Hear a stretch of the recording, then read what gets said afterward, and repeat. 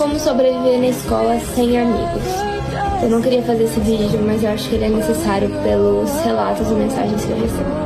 Primeira coisa, relaxa. Não importa se você é magra demais, se você é gorda demais, se você é isso, se você é aquilo. Não escuta. Todo mundo da minha época que era considerado uou, aquela coisa linda, os popularzinhos, as popularzinhas que zoavam todo mundo, que tirava onda, que tacava a gente no lixo, que isso, que aquilo. Hoje em dia nada, ninguém ainda ficou feio.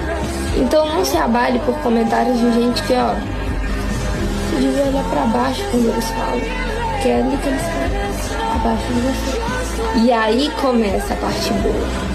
Você basta pra você.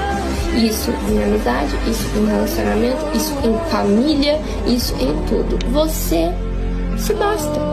Você só precisa de você. E só tem uma pessoa que